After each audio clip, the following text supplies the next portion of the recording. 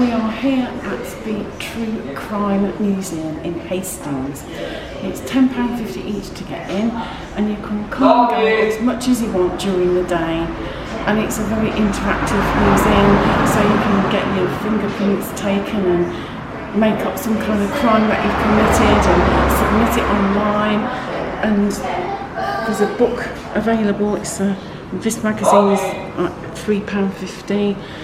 And we're here to have a look round, and it looks fascinating. So let's go and have a look round. This beauty is mine. Look at this. I'm going to ride off on that. I'm going to pretend to be a cop with a uniform. I like many uniforms. Alas, Dan doesn't have a uniform. He used to have a uniform. He used to have a high visibility jacket and boots when he was a sign surveyor, but he doesn't do that anymore. He's a piano technician. Look at this.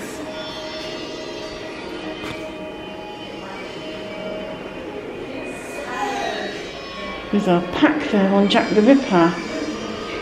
Do you remember when we went on a Ripper tour? Yeah, it's a professional ripperologist, isn't it? Brilliant. That's great. Look at that.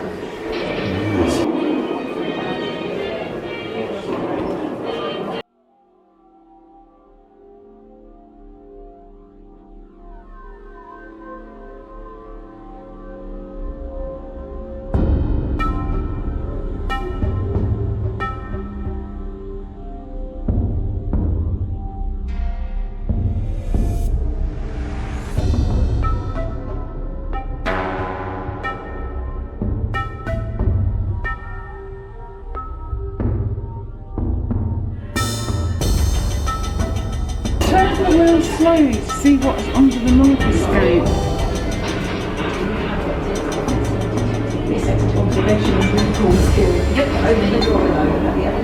Oh!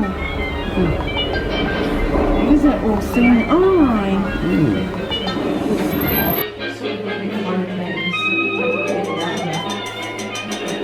That's fun. Sniffer dogs.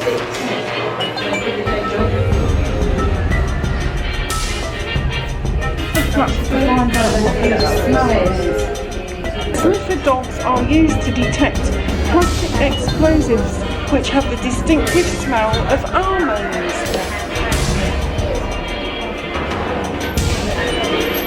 Perfume.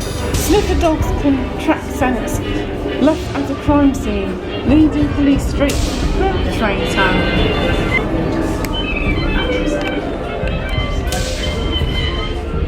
Cooking oil. A burned building reeks of smoke and charred wood. Police dogs can ignore these smells to sniff out the cause of the fire. Curry powder.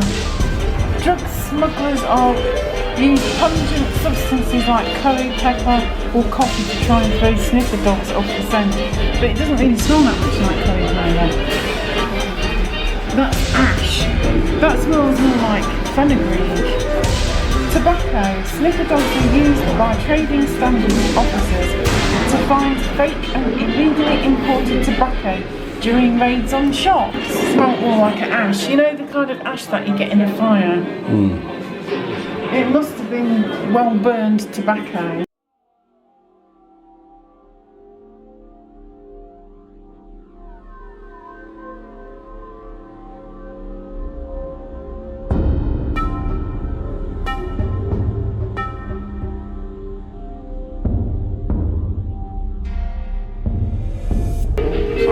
Game of Cluedo, isn't it? Yes. Those names, Reverend Floss. And this is a rogues gallery under here.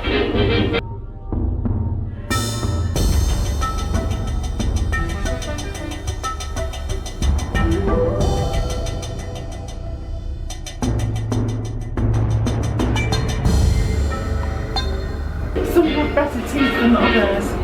A serial killer, Ted Bundy, was convicted due to bite marks found on victim Lisa Levy's left buttock. The first use of bite marks to solve a crime was during the Salem witch trials in 1692. Reverend George Burroughs was hanged for conspiring with the devil and was found innocent 2 decades later.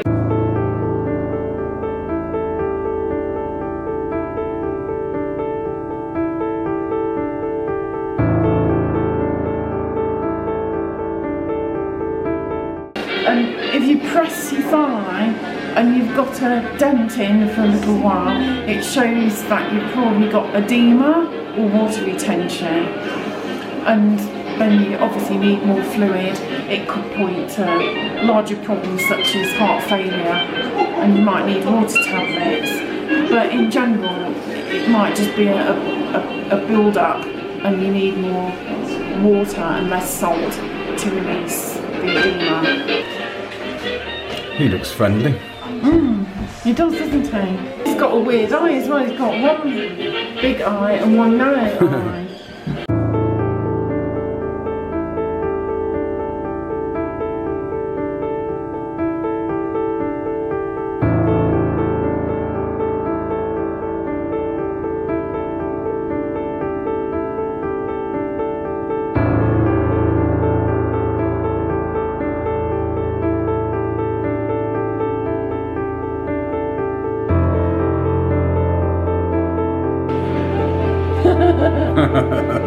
Concrete boots. So yeah, because you could be identified easily from your handwriting, you might just cut things out of paper and put them together so you could evade detection. Your granny or someone... Have your precious warhead. Hand over your granny or someone's going to get smacked botting. That's a good one.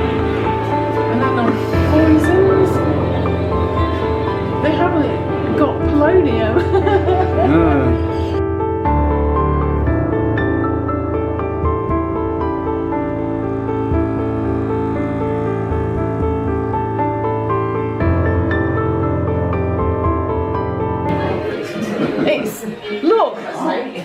It's made from the seeds of the plant Strychnos nux vomica.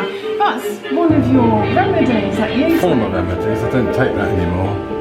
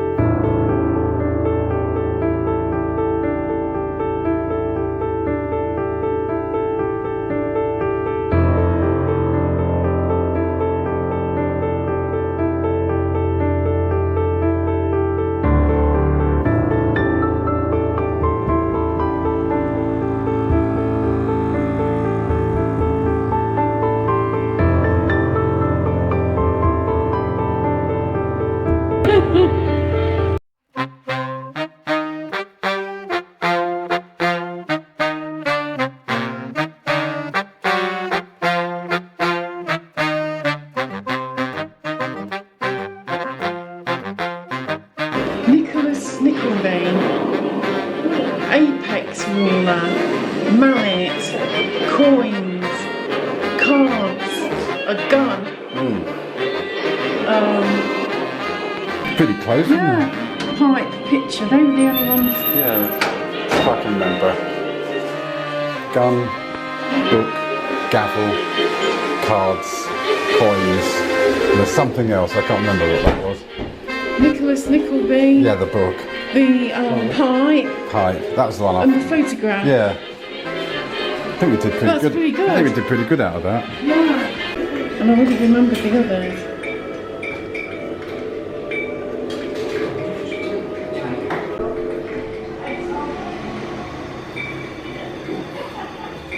About 5'10". That's not too bad. You haven't shrunk. That's good. You shrink as I get older. You're as tall as, well, Joaquin Guzman was 5'6". He was a drug lord. You're taller than 5'9". Yeah. Louis Lefebvre is 5'9". You're about 5'10". You were. Yeah. That's not bad. No. I'm not 5'5". No.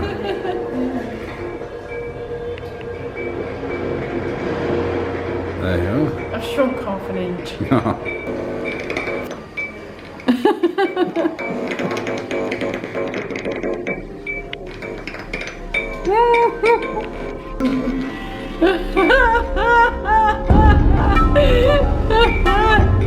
Chemical used by forensic investigators to detect trace amounts of blood left at crime scenes.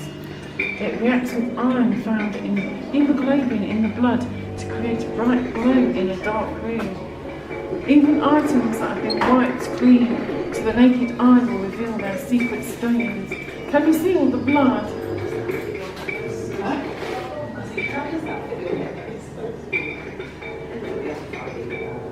This is what Gordon Ramsay used to expose the dirty hotel one time. Yes.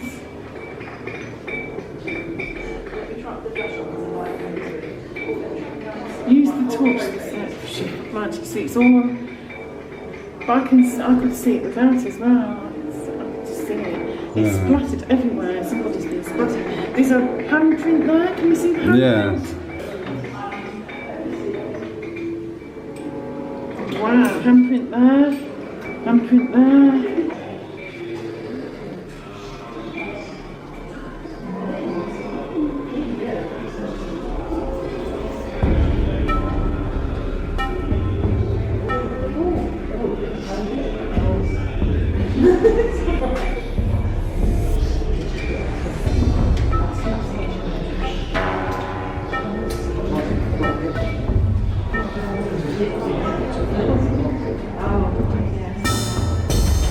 Isn't it cruel? Yes. What we do to the dog? I know.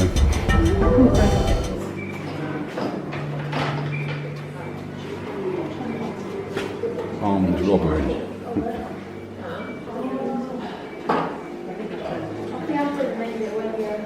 There's the mask.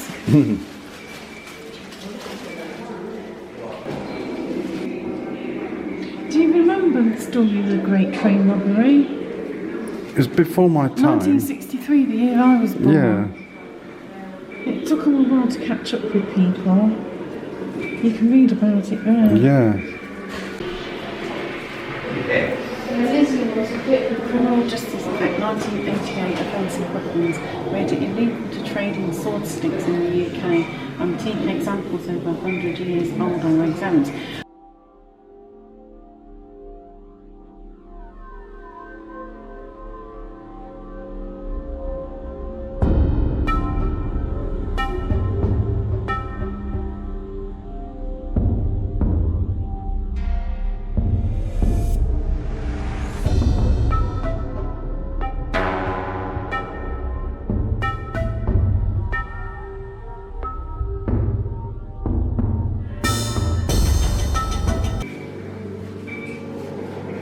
I wonder if that's one reason why they changed blood pressure machines, because they were similar to something used in car robbery. Yes. That it makes me wonder. We are actually standing inside smugglers' caves. Wow. Well, you know me, I love anything to do with smugglers. They extend all the way along the cliffs. And in 2006, police found the largest cannabis farm in the UK here, in southeast England at least. Oh yes, look. Here's about it.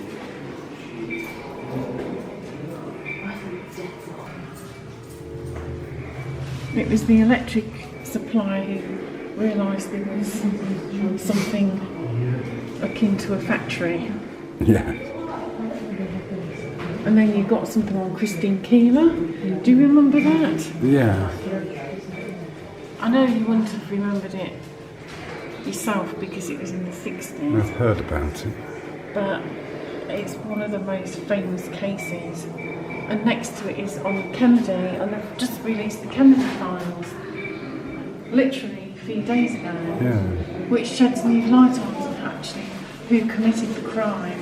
And it's likely it was one of his bodyguards or the driver. Yeah.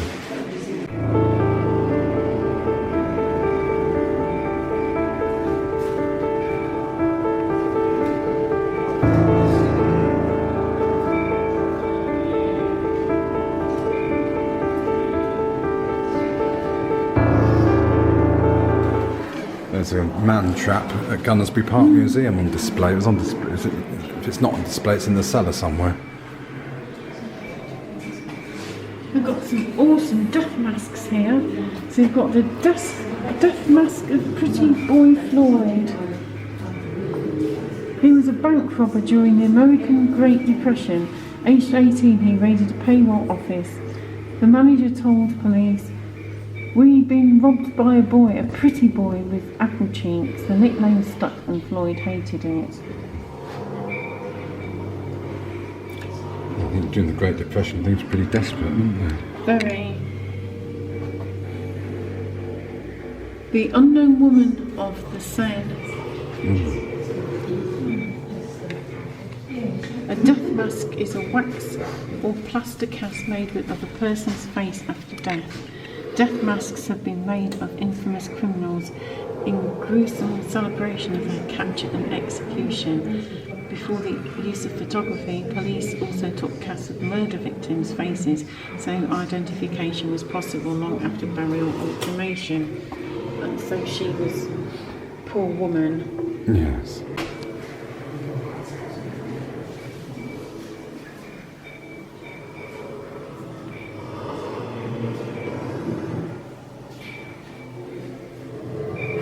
These were actually the 6 carboys there, where the straw is, used to dissolve the body of Mrs. Olive Durant Deacon, pictured on 18th of February 1949.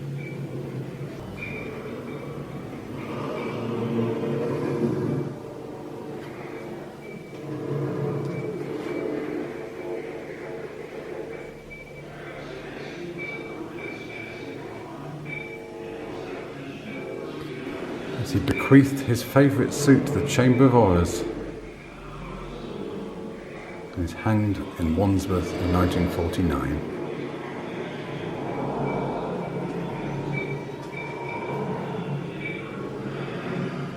Seven books of poem and prayer, inscribed and signed by acid bath murderer John George Hay.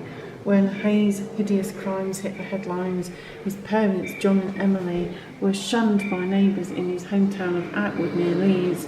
Frank and Phyllis Clark knew John George well and stuck with the family throughout the trial.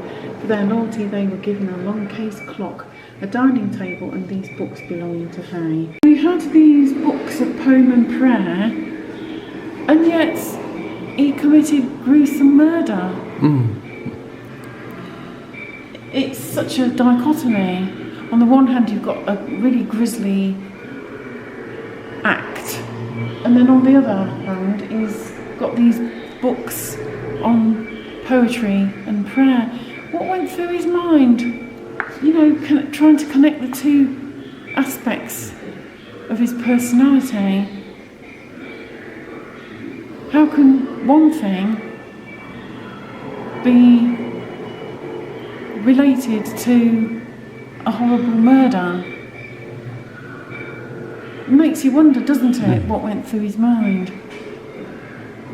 Whether he was brainwashed or whether he was indoctrinated in other ways, or maybe it was just this super ego at play, because I studied criminology and super ego is often used to explain acts of crime.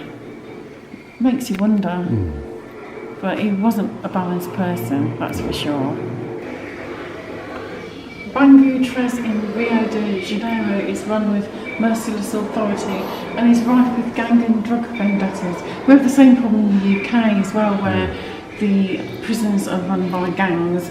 Cell sweeps for drugs, mobiles and weapons fill 2 to 3 dustbins a day. Stabbings and killings of liquor and any item that can be stolen is swiftly turned into a weapon. When I did my degree, one of the things we looked at was, the culture of crime in prisons and how you would learn more in prison to take it back into the outside world, so you would hone your criminality skills. Some of these look pretty nasty. They do, don't they? Look at that one, that shank stabbing weapon there. Yeah. And this one, a big, deep one, like the big kitchen knife that's sharp.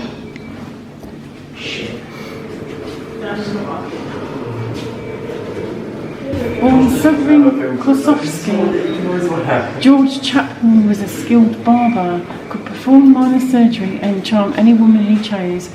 If charm didn't work, he'd con them. Leaving Poland aged 23, he went to work in a barber shop in Whitechapel, so he was one of the suspects of the Ripper crimes. And soon he married Lucy Sadowski. The pair had a tumultuous relationship, and in one of his less charming moments, Chapman threatened to cut her head off and bury her beneath the shop. Lucy left and Chapman hitched up with alcoholic Mary Spink. The couple moved to Hastings and opened another barber shop behind the Albion Hotel, now the Albion Pub on George Street.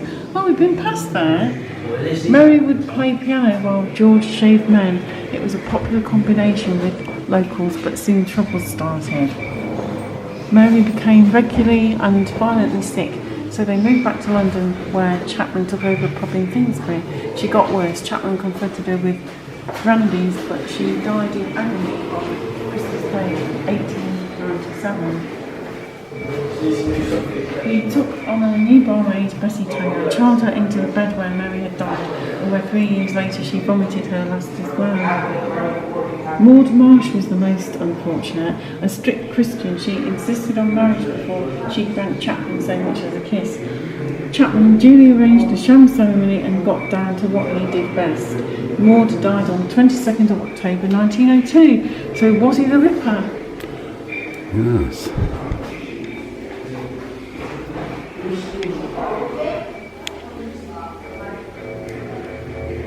It's interesting, he was interviewed a number of times by police about the Whitechapel murders, so they must have had an inkling that he was Jack the Ripper, possibly. He was considered a strong suspect at the time. It was felt certain that the Ripper had surgical knowledge, because there was also the Queen surgeon who was a possible contender for the crimes as well, because again he had surgical skills. And yet it's still not been solved. Who do you think did the job? I have no idea. I've got an open mind.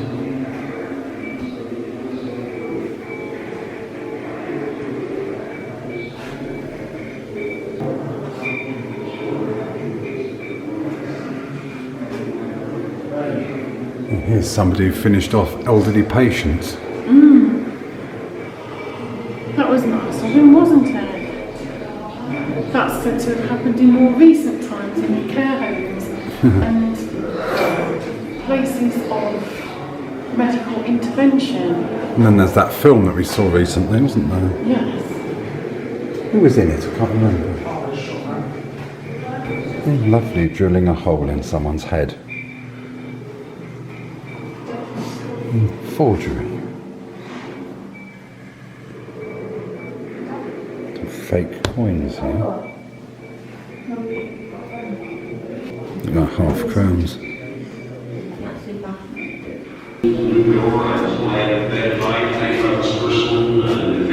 This is like art therapy.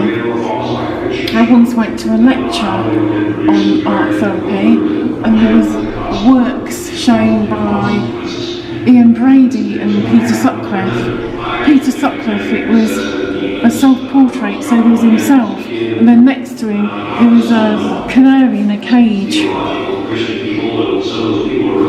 And the whole idea is that you express your feelings as a criminal through art. It's a form of therapy to come to terms with what you've done and to express how you felt, perhaps, or still feel. And perhaps that's why you committed the crime in the first place, according to you as the criminal.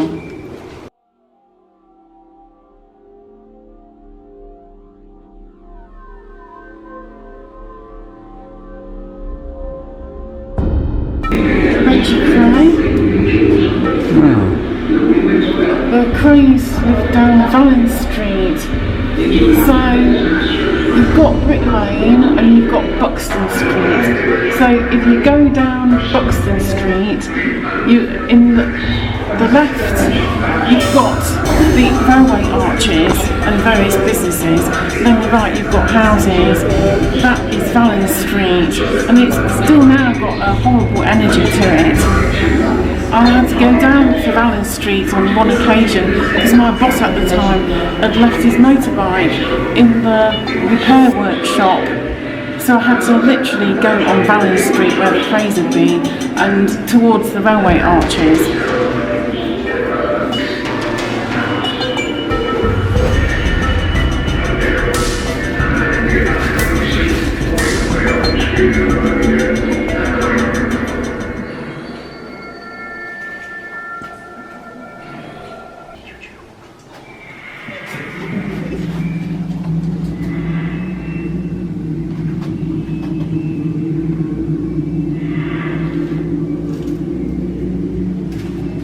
Bachelor number 1. Yes. What's your best time? This man had lost his daughter. He killed 4 people. Why you say that? Because that's the only time there is. The only time? What's wrong with the morning?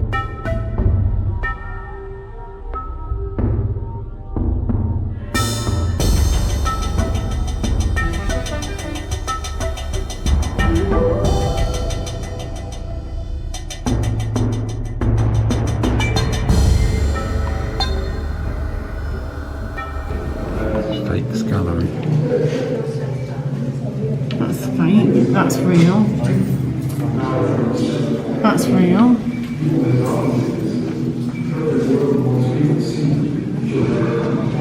That's fake. That just looks That's wrong. real. That's real, the iPhone. That's The real. watch is fake. Yeah. I knew that was real. The DVD is fake. The banknote is fake. That's a real tenner. And That's real tobacco. okay. The trainers are fake. Fake. And the certificate. That's fake. And the whiskey is real. Yeah.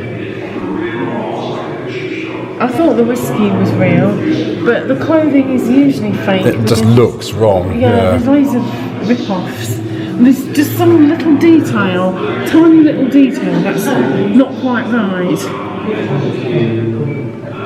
And that's sometimes the only way you can tell. I used to have a cosh. Somebody made it for me when I moved into a flat in Derby's West End because it was on the mile, the pub mile. Was it a bit rough then? Yes. So he made me a truncheon because my colleague did wood turning as a hobby. You know what police officers like to have in their sandwiches, don't you? Truncheon meat. Yes, exactly. Activists, skaters, bikers and film stars wear a handcuff key as a symbol of rebellion and freedom from authority. I need one of those, I'm an activist. A tiny little mobile phone as well. Sells for up to £600 in UK prisons. Designed to avoid detection by body orifice security So you scanners. can shove it up your bum and no one will notice. Yes, it's known as a beat the boss phone. And American inmates call it a Keister phone, named after the US slang term for buttocks. Yeah. So, Belgian police horse muzzle. That one. Oh yes, that's where the nostrils go. I think it's a strange fetish mask. British female police officer cravat. Yes, I've seen that one before. I know about that one. It's an earpiece for monitoring radio. And that one there is on the end. That is a breathalyzer test. Yeah, blow into the bag. One. Yeah. And then you've got the one next to it.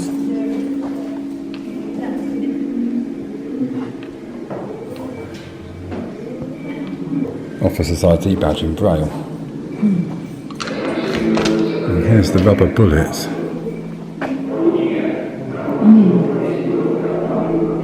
Nice.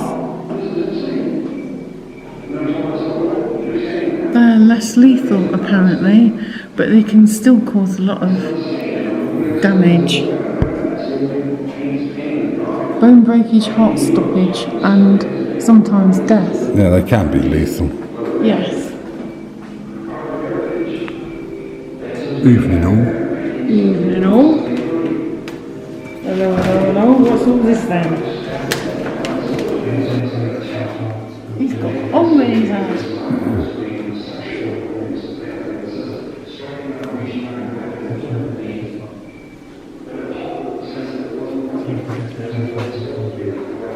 Night, night. Sleep tight.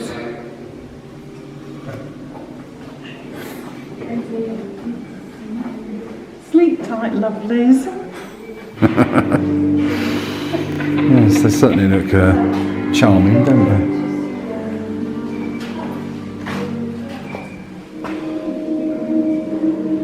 Recreation of the skull of murdered mafia don Carmine Galanti. Shot through the left eye. See the amount of damage that does. Mafia hit. Still with his cigar.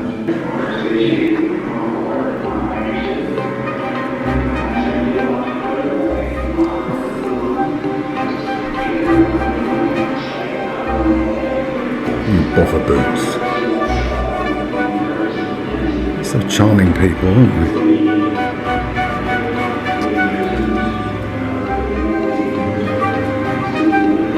Wombalizer.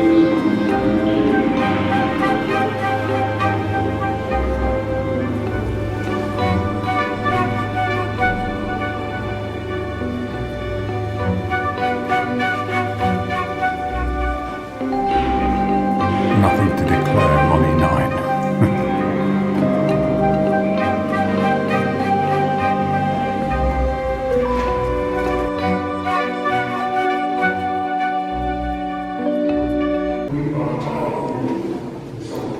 Here we go into the death chamber.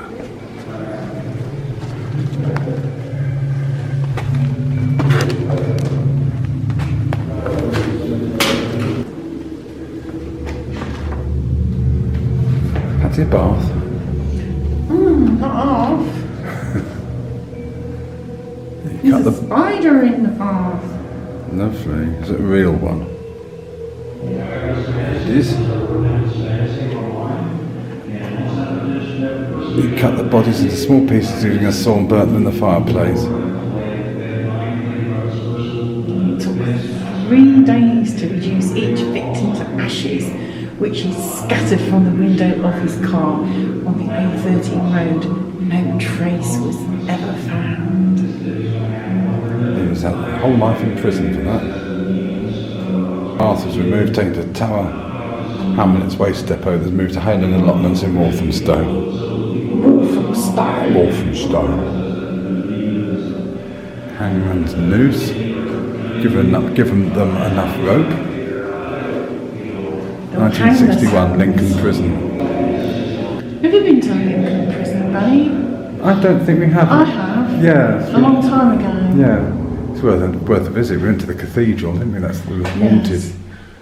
Lincoln Prison was part of the castle. It's got a deadly dungeon. Yeah. You can climb down into the dungeon, and the energy's really bad. I couldn't do it. The energy was horrible. It's residual energy. He was guillotined. Louis Lefebvre.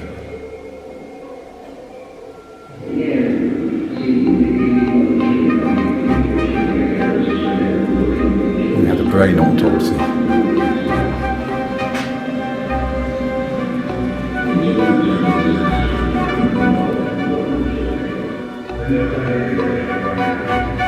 That's the lethal injection. Genuine deathbed used in the Philippines. The accompanying free drug delivery apparatus is an accurate recreation. Sodium thiopental purpose stops brain cells reacting to nerve impulses. Puts the condemned to sleep. 2. Pancuronium bromide, and it paralyses the muscles needing to breathe. Respiratory arrest. Potassium chloride blocks electric signals in the heart. Cardiac arrest. Death.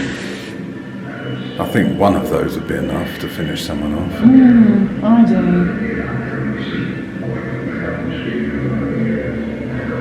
Jab anyone? The jib jab.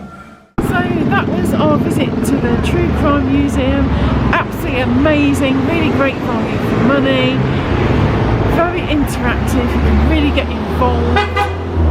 Some absolutely incredible displays with all sorts of information that you might not already know about certain high profile killers, methods of crime, evidence, forensics. So if you're into this sort of thing, I highly recommend it, and so does Dan. If you like this video, please like, comment, share and subscribe if you haven't already done so. Click the notification bell so you know when the next video is due, and I will see you again soon for the next one. Until then, bye for now.